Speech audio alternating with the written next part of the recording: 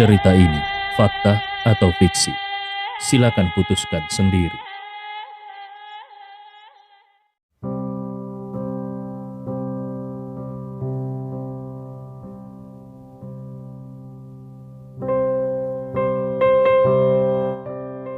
Setelah Ridwan makan dan minum dengan puas, waktu sudah menunjukkan pukul 10 malam.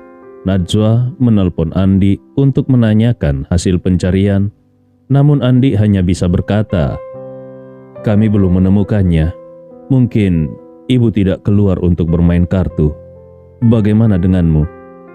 Najwa dengan suara cemas berkata, "Aku juga sudah mencari ke beberapa teman ibu, tetapi belum menemukan petunjuk apapun." Andi Rewa berkata, "Bagaimana kalau malam ini kita berhenti mencari? Kita pulang dulu dan menunggu. Polisi sudah melaporkan hilangnya ibu. Aku yakin mereka juga akan membantu mencarinya. Bagaimana menurutmu?" Najwa menghela nafas.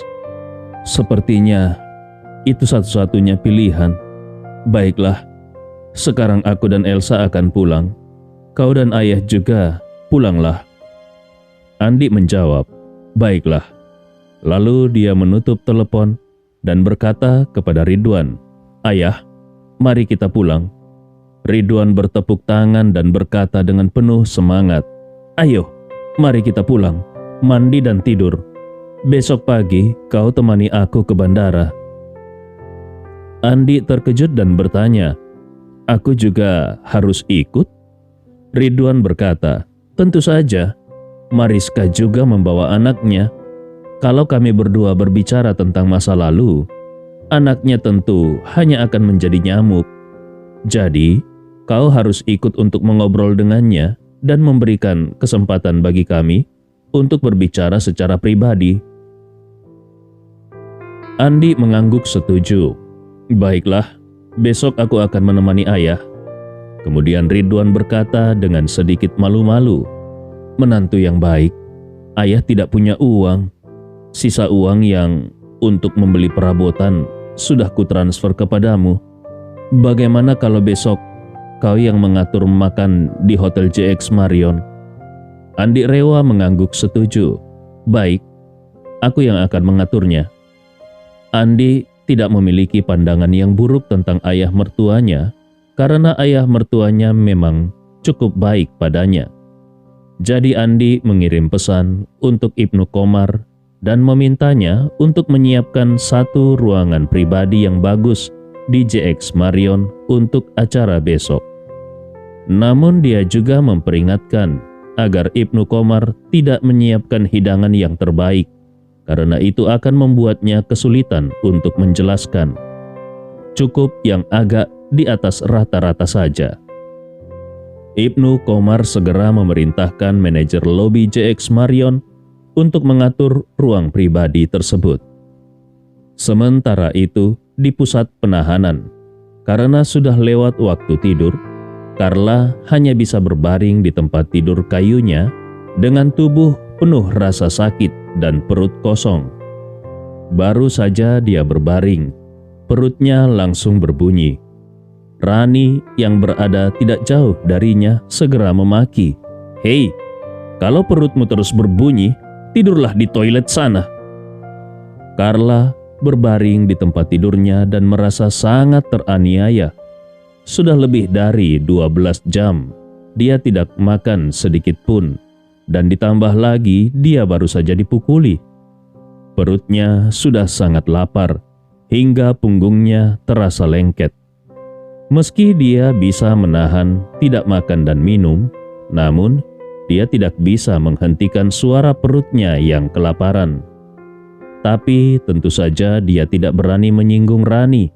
Bagaimanapun, wanita jahat itu memukul orang dengan sangat brutal. Saat Carla sedang berusaha menenangkan pikirannya agar bisa tidur, perutnya yang tidak mau kompromi kembali berbunyi. Rani segera bangkit, dan dengan beberapa langkah cepat dia langsung menuju ke Carla dan menampar wajahnya. Tamparan itu membuat wajah Carla yang sudah bengkak terasa lebih sakit lagi. Carla hanya bisa memohon dengan sedih, "Maaf, maaf, aku benar-benar tidak sengaja." Karena kehilangan 2 gigi depannya, akhirnya ketika Carla berbicara, suaranya menjadi tidak jelas dan sulit dimengerti. Rani menamparnya lagi sambil memaki, "Apa yang kau katakan? Bicara dengan jelas dan keras." Carla dengan cepat berkata, "Aku benar-benar tidak sengaja, maaf." Namun suara itu langsung membuat ludahnya yang keluar dari celah giginya langsung tersemprot ke wajah Rani. Rani meraba wajahnya yang basah, lalu dengan marah menarik rambut Carla dan menyeretnya dari tempat tidur ke toilet. Carla berteriak dan meronta sepanjang jalan, tapi tidak ada yang bersimpati padanya. Sebaliknya, semua orang menonton dengan antusias. Nyonya Tama dengan langkah tertatih-tatih berjalan ke pintu toilet. Melihat Rani memukuli Carla di lantai yang basah, sambil tersenyum dia berkata, "Rani, suruh saja dia tidur di toilet malam ini." Rani mengangguk, lalu memukul wajah Carla sekali lagi. Dengan marah dia berkata, "Kalau kau berani keluar dari toilet malam ini, aku akan memukulimu lagi." Wajah Carla yang sudah bengkak menjadi lebih bengkak lagi. Rasa sakitnya membuatnya hampir putus asa. Tapi dia hanya bisa terus mengangguk dan menangis sambil berkata, "Baiklah, baiklah. Aku tidur di toilet. Tolong jangan pukul aku lagi." Rani mendengus. "Ini baru awal. Hari-harimu yang baik masih panjang. Tunggu saja."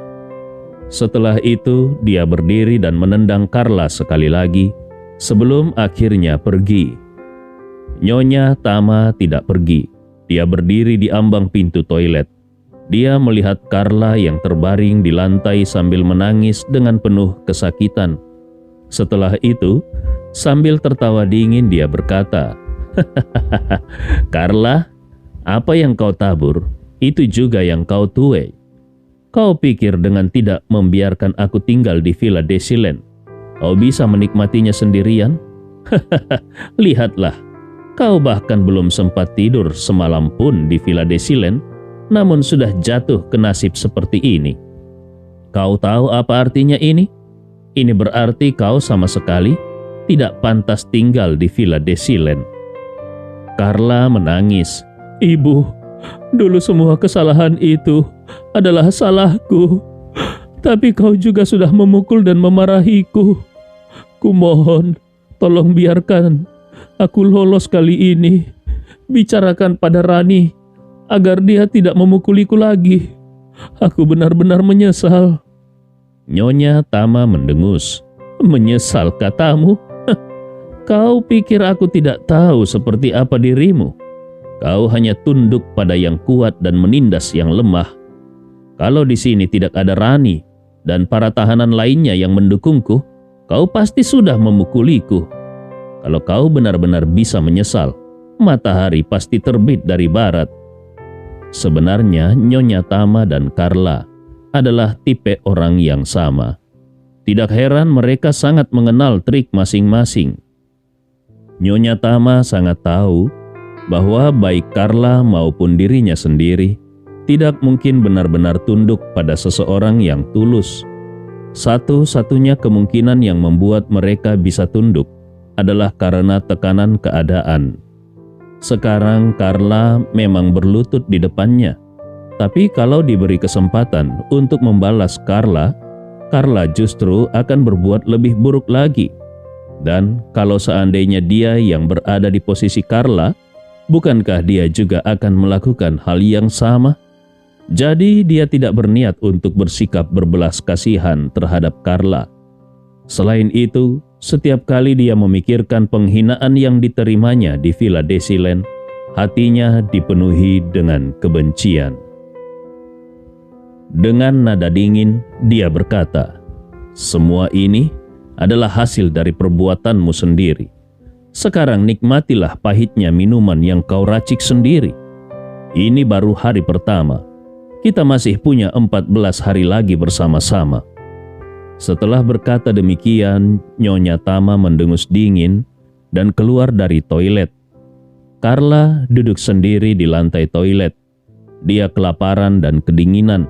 Hatinya dipenuhi keputusasaan. Dia ingin sekali menangis keras-keras, tetapi ketika memikirkan Rani yang brutal, dia segera menutup mulutnya rapat-rapat. Akhirnya, ketika tidak tahan lagi, dia memeluk kakinya dan menyembunyikan wajah di antara lututnya sambil menangis terseduh-seduh.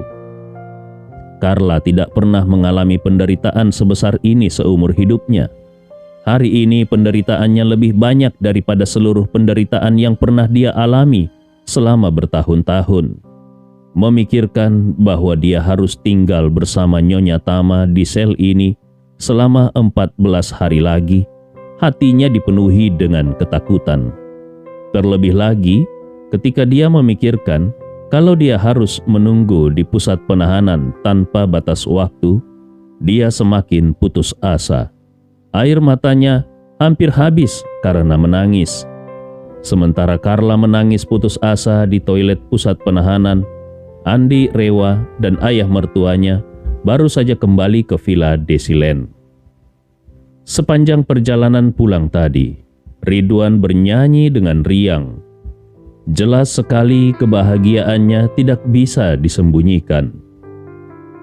Najwa dan Elsa sudah tiba di rumah lebih dulu. Saat Andi dan Ridwan melangkah masuk, mereka melihat Najwa sedang berjalan mondar-mandir dengan cemas di ruang tamu.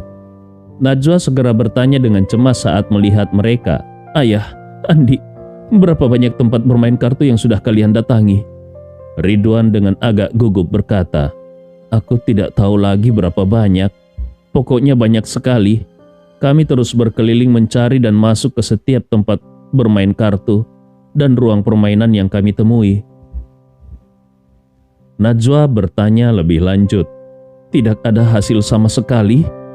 Ridwan melambaikan tangannya dan berkata, "Tidak ada." "Ayolah, Najwa, ibumu sudah dewasa. Dia tidak akan kenapa-kenapa. Paling-paling dia hanya tertipu oleh kelompok penipuan.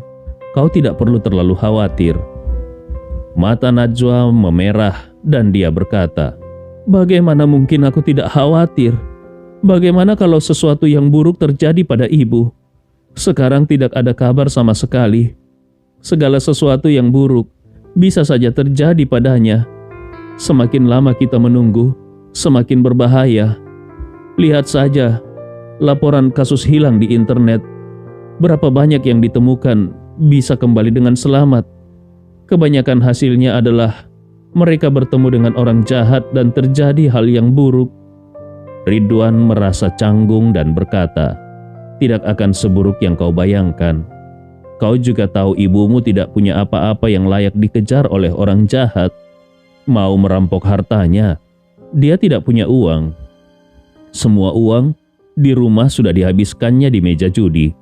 Mau merampok kehormatannya, dia tidak punya daya tarik. Para penjahat yang mau merampok sekali saja dengan risiko dipenjara atau dihukum mati, apa iya mau merampok orang seperti dia?" Najwa berseru marah, "Ayah, bagaimana bisa ayah berbicara seperti itu?" Saat ini pikiran Ridwan dipenuhi dengan Mariska. Ditambah lagi dia telah minum sedikit alkohol dan merasa sedikit lebih bebas, sehingga dia tidak terlalu memikirkan Carla. Dengan santai dia berkata, "Ayolah, meski terdengar buruk, tapi itu kenyataannya.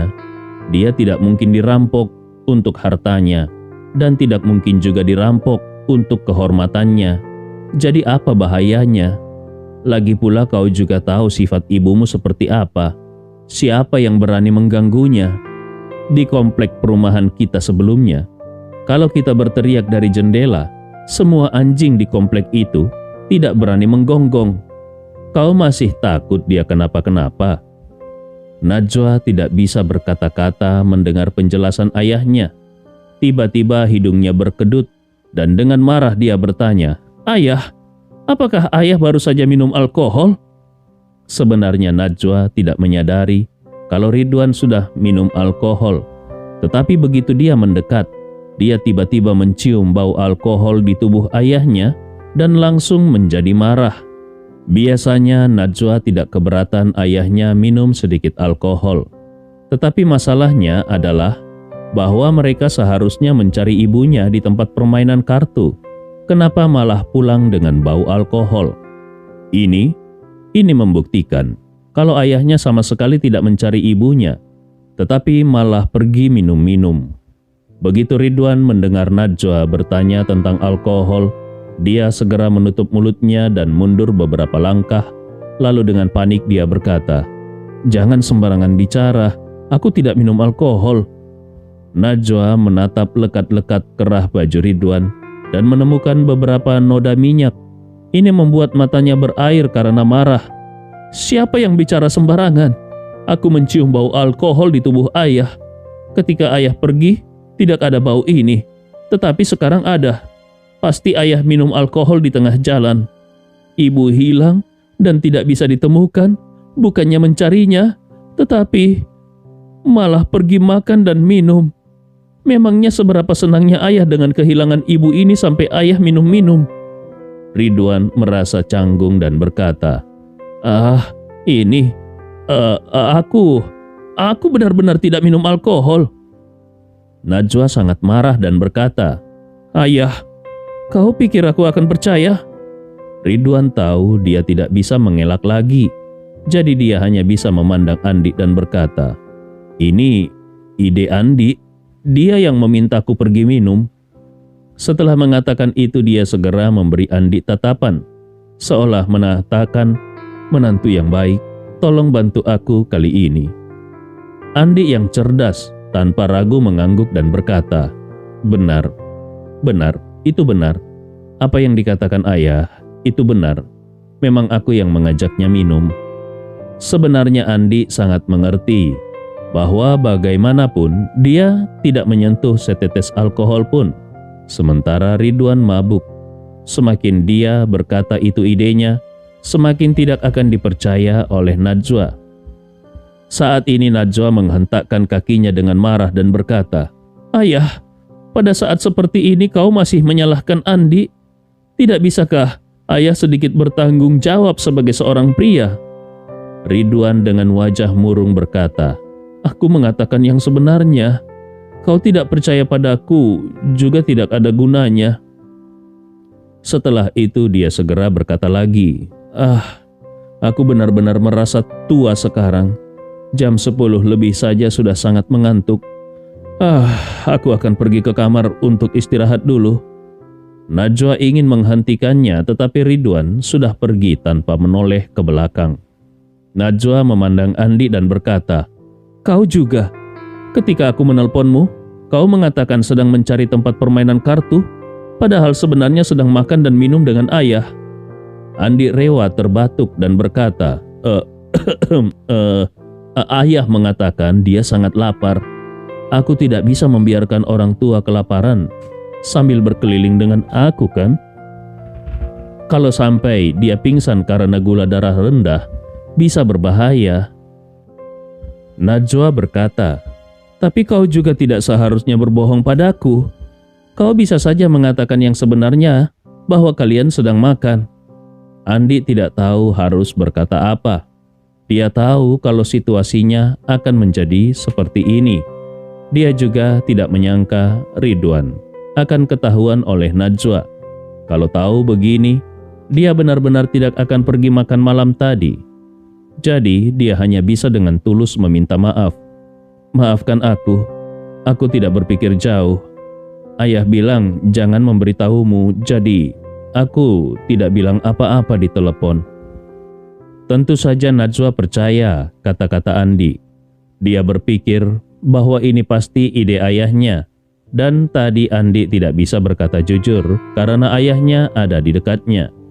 Meskipun amarahnya sedikit mereda, dia masih merasa sangat sedih. Dengan suara penuh keputusasaan dia berkata, "Andi, ibu sekarang hilang. Ayah tidak peduli. Kau juga tidak peduli. Bagaimana aku bisa mencarinya sendirian?" Kalau sesuatu benar-benar terjadi padanya, bagaimana aku bisa hidup setelah ini? Aku mungkin tidak akan pernah memaafkan diriku sendiri. Andi segera menghiburnya. Jangan berpikir seperti itu. Ibu pasti tidak akan mengalami apa-apa. Namun Najwa sama sekali tidak mau mendengarkan. Dia melambaikan tangan dan berkata, "Sudahlah, aku tidak ingin membicarakan masalah ini lagi. Aku akan pergi ke kamar untuk menenangkan diri." Setelah mengatakan itu, dia pun melangkah menaiki tangga. Andi Rewa melihat sosok Najwa menghilang di tikungan tangga. Dia tidak bisa menahan diri untuk menghela nafas. Sepertinya kali ini, Carla benar-benar sulit dihadapi. Andi tidak bisa membunuhnya, dan juga tidak bisa membuatnya menghilang begitu saja. Setelah nantinya Carla sudah cukup menderita, tetap saja Andi harus membiarkannya kembali. Namun membiarkannya kembali juga merepotkan. Bagaimana caranya agar dia mau tutup mulut dan tidak bicara sembarangan? Sugesti psikologis? Itu tidak mungkin. Karena efek samping dari sugesti psikologis adalah begitu seseorang mulai mengikuti sugestinya, kesadarannya sendiri akan menghilang dalam waktu ke waktu. Jadi untuk membuat Carla dengan sukarela menutup mulutnya dan tidak mengatakan sepatah kata pun tentang kartu bank, itu benar-benar tantangan yang sangat besar. Setelah Najwa pergi, di ruang tamu yang luas itu hanya tersisa Andi dan Elsa yang sejak tadi tidak dapat berkata apa-apa. Elsa selalu menunggu kesempatan untuk sendirian dengan Andi Rewa. Akhirnya kesempatan itu datang, jadi dia segera berkata, "Andi, jangan marah pada Najwa. Dia tidak bermaksud memarahimu, tapi karena ibunya hilang, dia benar-benar sangat khawatir." Andi Rewa mengangguk dan berkata, "Aku tahu, aku tidak akan marah padanya. Bagaimanapun juga, dia adalah istriku." Mendengar ini, mata Elsa berkilauan dengan sedikit rasa iri. Dia tidak mengerti, Najwa dan Andi hanya menikah pura-pura. Tapi kenapa Andi begitu tulus padanya? Apakah Andi tidak tahu kalau pernikahan ini hanyalah sandiwara belaka? Memikirkan hal ini, dia merasa sedikit kecewa. Soal kecantikan, dia merasa tidak kalah dari Najwa. Soal latar belakang keluarga, dia adalah keturunan keluarga terpandang yang jelas jauh lebih baik daripada keluarga Tama. Selain itu, dia sudah lama menyatakan perasaannya pada Andi. Dia benar-benar jatuh cinta pada Andi Rewa dan sungguh-sungguh berharap bisa bersama Andi. Tetapi kenapa Andi masih saja melindungi wanita yang tidak mencintainya itu? Memikirkan hal ini, dia tidak bisa menahan diri untuk bertanya dengan wajah sedih, "Andi, kau pasti tahu perasaanku padamu. Tapi apa kau benar-benar tidak punya sedikit pun perasaan padaku?" Mendengar kata-kata Elsa, Andi Rewa merasa sedikit pusing dan dia berkata, "Elsa, kau adalah sahabat Najwa dan Najwa adalah istriku. Jadi tentu saja aku menganggapmu sebagai teman baik juga. Di dunia ini ada banyak pria baik. Kau tidak perlu memusatkan perhatianmu padaku. Aku sudah menikah." Mata Elsa berkaca-kaca dan air mata besar mengalir keluar di wajahnya. Dia dengan tegar menghapus air matanya dan berkata, "Pernikahanmu sebenarnya bukanlah pernikahan yang sesungguhnya. Hanya sandiwara belaka. Dan sandiwara itu sudah berlangsung selama 3 tahun lebih. Suatu hari nanti, sandiwara itu pasti akan berakhir. Lalu bagaimana denganku? Bagaimana juga denganmu? Apakah kau akan tetap berada di panggung sendirian dan terus berakting?" Andi Rewa menatapnya sambil tersenyum ringan, tetapi dengan ekspresi sangat tegas dia berkata, "Percayalah padaku, sandiwara ini tidak akan pernah berakhir."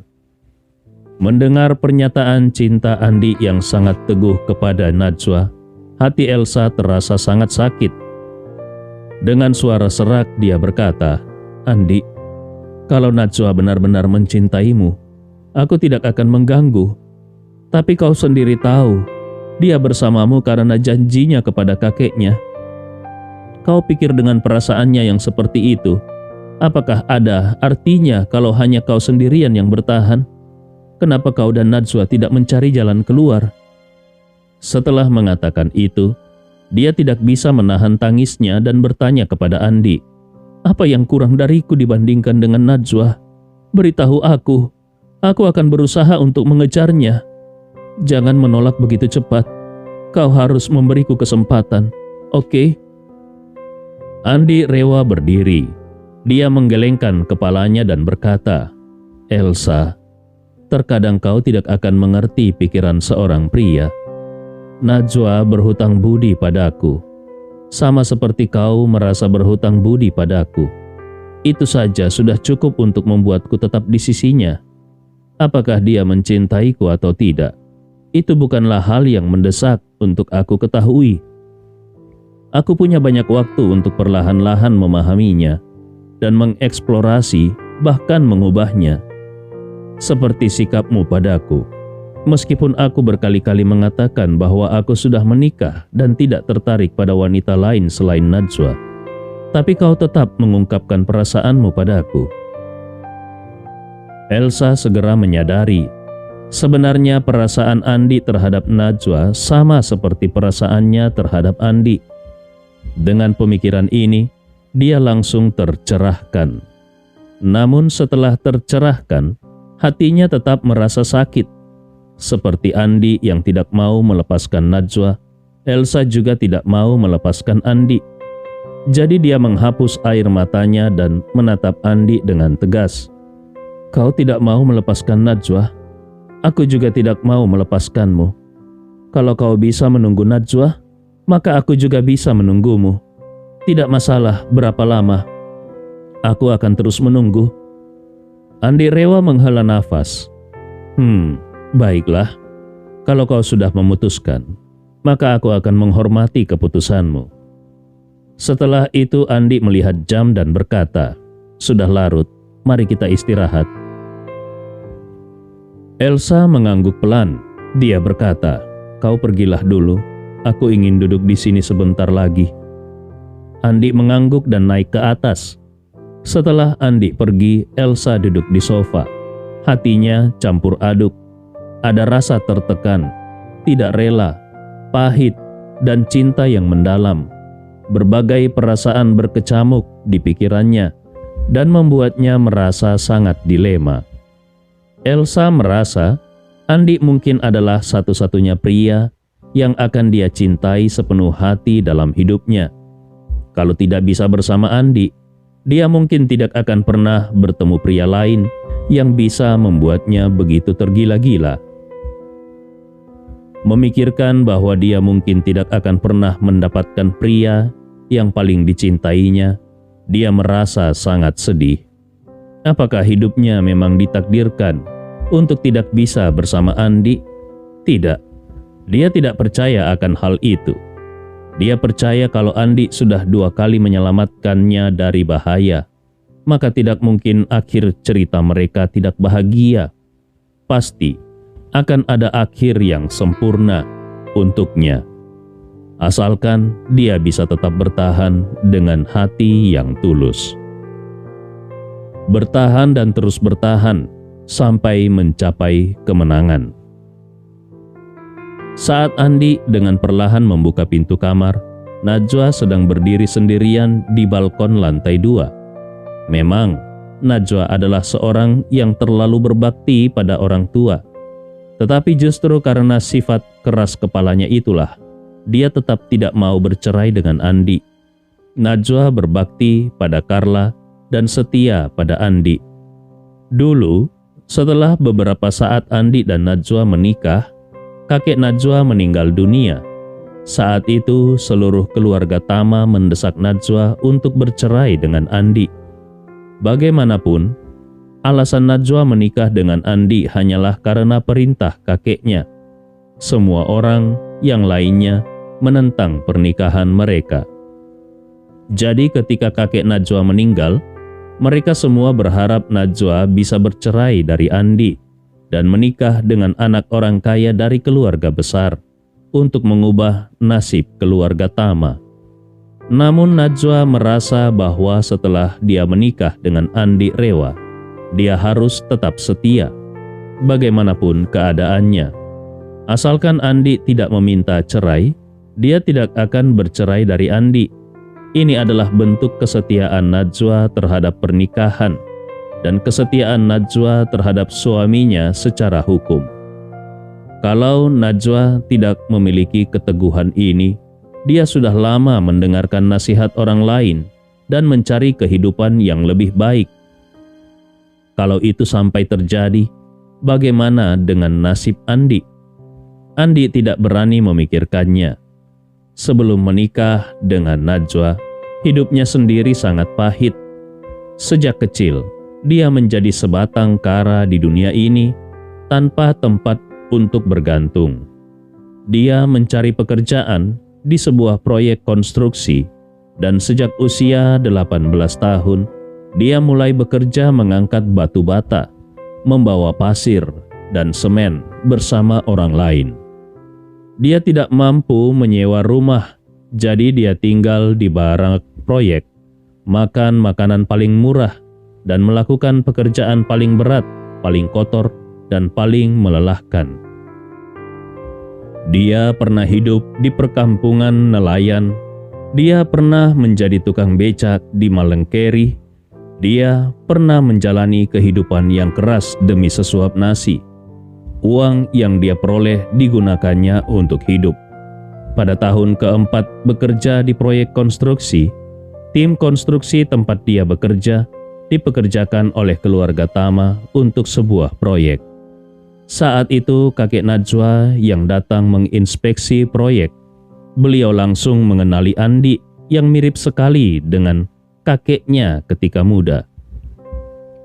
Kakek Najwa mengenal kakek Andi karena 100 tahun yang lalu, keluarga Tama adalah pelayan keluarga Rewa. Kakek Najwa dan keluarganya yang melarikan diri ke Jakarta diselamatkan oleh keluarga Rewa ketika mereka hampir kelaparan. Untuk membalas budi, mereka secara sukarela menjual diri mereka dan bekerja seumur hidup untuk keluarga Rewa sebagai pelayan. Saat itu, keluarga Rewa sudah menjadi salah satu keluarga terbesar di kota, dan kepala keluarganya yang sangat baik hati memperlakukan pelayannya dengan sangat baik. Dia mengizinkan mereka menikah dan memiliki anak, sehingga mereka bisa hidup nyaman di rumah keluarga Rewa. Ayah dan kakek Najwa lahir dan dibesarkan di keluarga Rewa saat itu. Kemudian setelah ayah dari kakek Najwa dewasa, dia juga secara sukarela menjual dirinya untuk terus bekerja sebagai pelayan di keluarga Rewa. Kemudian lahirlah kakek Najwa di keluarga Rewa. Jadi masa kecil dan masa mudanya dihabiskan di keluarga Rewa sebagai pelayan. Kakek Andi dan kakek Najwa seusia. Mereka tumbuh bersama meskipun dengan status yang sangat berbeda. Itulah sebabnya kakek Najwa mengenal kakek Andi, meskipun kakek Andi tidak mengenalnya. Saat pecah perang 100 tahun yang lalu, keluarga Rewa bersiap untuk pindah untuk menghindari peperangan. Tetapi mereka tidak bisa membawa semua pelayan mereka. Jadi mereka memberi sebagian besar pelayan uang pesangon yang besar dan memulangkan mereka ke kota Makassar. Kakek Najwa adalah salah satu yang mengambil uang pesangon dari keluarga Rewa dan kembali ke kampung halaman. Jadi saat dia melihat Andi, dia yakin kalau Andi adalah keturunan keluarga Rewa. Dengan banyak pertanyaan dari kakek Najwa, Andi akhirnya mengungkapkan asal-usulnya. Kemudian kakek Najwa membawa Andi kembali ke keluarga Tama dan bersikeras menikahkan cucu perempuannya Najwa dengan Andi. Pada saat itu, kakek Najwa merasa keturunan keluarga Rewa yang terhormat tidak seharusnya hidup dalam kemiskinan di proyek konstruksi. Keluarga Tama sebagai pelayan setia keluarga Rewa selama beberapa generasi merasa memiliki tanggung jawab dan kewajiban untuk merawat penerus dari keluarga Rewa yang terlantar ini. Mereka harus memberikan rumah yang aman dan stabil bagi Andi. Mengingat masa lalunya, Andi dipenuhi dengan berbagai emosi. Di keluarga Tama, hanya ada 2 orang yang benar-benar baik kepadanya. Satunya adalah kakek Najwa yang sudah meninggal, dan satu lagi adalah istrinya, Najwa. Sekarang setelah kakek Najwa meninggal, satu-satunya yang benar-benar peduli padanya di keluarga Tama hanyalah Najwa.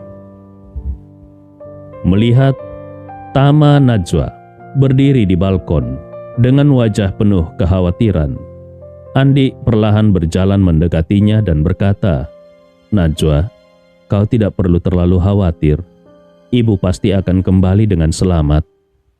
Najwa baru menyadari kehadiran Andi dan dengan sedikit kesal dia berkata, "Kau tidak benar-benar peduli padanya. Jadi tentu saja kau tidak merasa dia akan berada dalam bahaya. Bahkan kalaupun sesuatu terjadi padanya, kau tidak akan benar-benar bersedih." Andi tahu Najwa masih marah padanya. Dia menghela nafas pelan, lalu berjalan lebih dekat dan menghiburnya. "Istriku, aku tahu kau khawatir.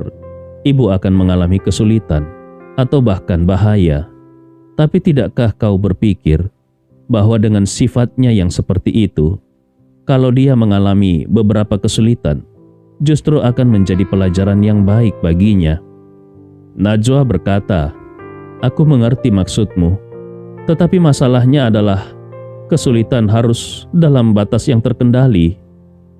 Kalau meningkat menjadi bahaya fisik, semuanya akan di luar kendali." Andi Rewa mengangguk dan berkata, "Mari kita istirahat dulu malam ini. Besok pagi kita lanjutkan mencarinya. Bagaimana?" Najwa ragu sejenak, namun kemudian dia mengangguk perlahan. "Baiklah, mari kita tidur dulu. Besok pagi aku akan pergi ke kantor polisi untuk melihat perkembangannya. Tadi mereka mengatakan kalau besok masih belum ditemukan, mereka akan mengirimkan informasi orang hilang kepada tim penyelamat untuk membantu menyebarkannya." Andi cepat-cepat menghiburnya. "Baiklah, tim penyelamat bisa menggerakkan kekuatan masyarakat yang kuat. Mencari seseorang seharusnya tidak menjadi masalah bagi mereka." Najwa berkata, "Semoga saja." Kemudian dia berbalik dan berjalan kembali ke kamar. Andi buru-buru mengikuti di belakangnya. Hatinya merasa agak bersemangat. Bagaimanapun juga, malam ini adalah kesempatan besar baginya untuk naik ke tingkat berikutnya. Akhirnya dia bisa tidur di tempat tidur bersama istrinya. Dan kalau semua berjalan lancar, mungkin saja dia bisa menebus malam pernikahan yang belum selesai. Dengan pemikiran ini, Andi buru-buru masuk ke kamar, bersiap untuk langsung mengangkat Najwa dan meletakkannya di tempat tidur. Namun sebelum dia bisa melakukannya, Najwa sudah langsung menuju lemari, mengambil 1 set selimut dan dengan marah berkata, "Ambillah ini, kau masih harus tidur di lantai malam ini." Andi Rewa terkejut. "Hah? Istriku sayang, bukankah kau bilang aku sudah bisa naik tingkat? Aku sudah terjebak di tingkat ini selama lebih dari 3 tahun. Sudah waktunya untuk naik ke tingkat berikutnya, bukan?" Najwa merasa malu dan marah.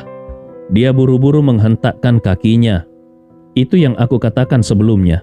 Sekarang situasinya sudah berubah. Masalah naik tingkatnya ditunda dulu." Andi bertanya dengan muram, "Ditunda sampai kapan?" Najwa berkata dengan marah, "Ditunda sampai ibu pulang." Andi Rewa terkejut. Ekspresinya langsung berubah menjadi lesu. Di dalam hatinya, dia bergumam kesal. Carla, kau benar-benar menghantui hidupku." Sambil berpikir demikian, Najwa sudah berbaring di tempat tidur dan dengan marah berkata, "Kau tidak boleh diam-diam naik ke tempat tidur. Kalau tidak, aku akan mengusirmu ke kamar tidur di lantai bawah."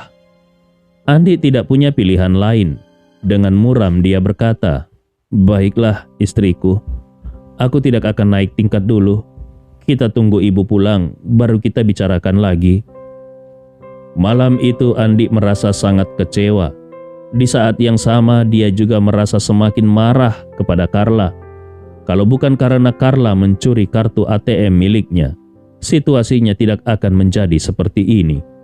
Seandainya Carla tetap diam dan tidak berbuat onar, sekarang dia pasti sudah tidur di kamar besar di atas, sementara Andi bisa tidur di tempat tidur yang sama dengan Najwa. Tampaknya wanita itu memang butuh pelajaran. Nanti dia harus memberitahu Ibnu Komar untuk mengirim beberapa orang ke dalam penjara untuk mengajari Carla dengan baik. Setidaknya untuk memberi pelajaran agar Carla tidak berani mencuri barang milik orang lain atau mengambil kartu bank orang lain untuk menarik uang. Kontras dengan Andi, di lantai atas Ridwan tidak bisa tidur semalaman karena kegirangan. Dia mengingat kembali masa lalunya dengan Mariska. Dia menikmati setiap momen itu berulang kali dan dirinya sepenuhnya tenggelam dalam nostalgia.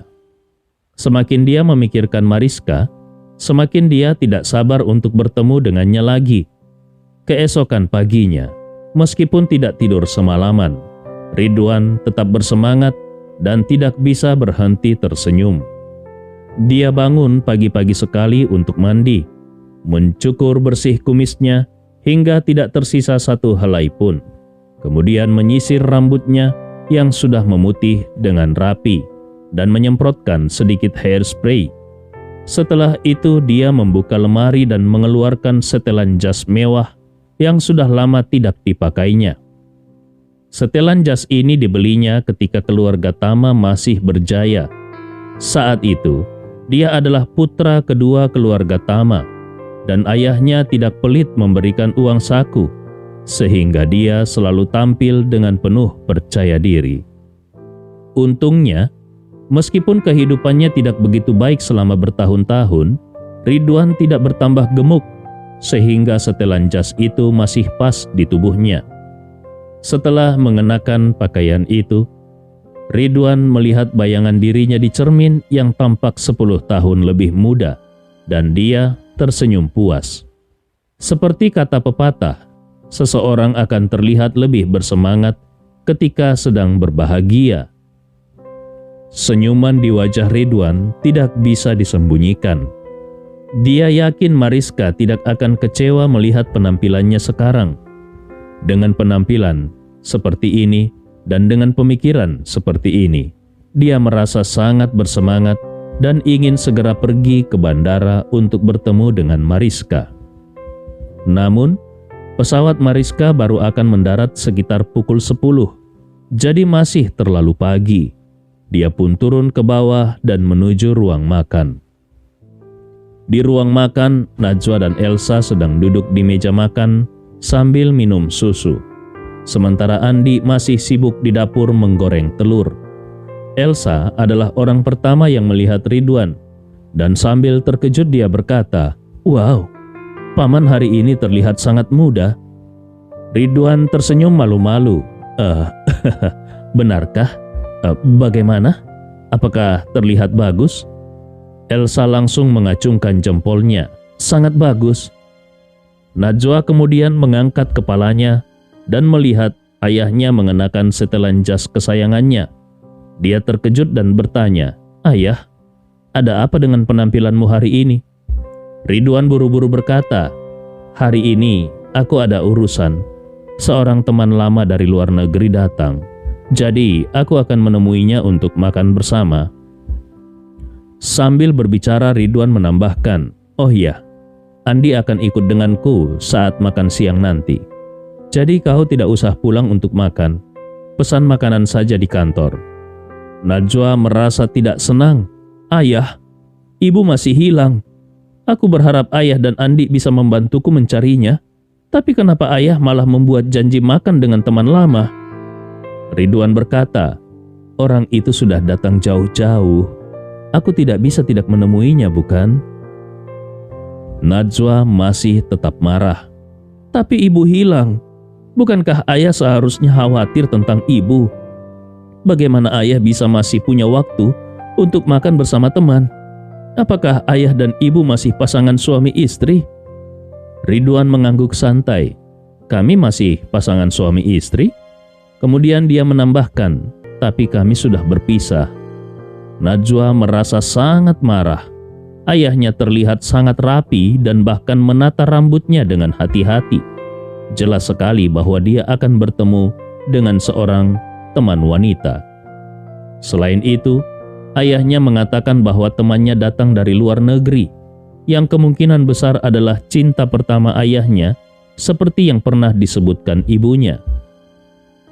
Membayangkan ibunya yang masih hilang, sementara ayahnya berpakaian rapi untuk makan bersama cinta pertamanya, Najwa merasa sangat marah.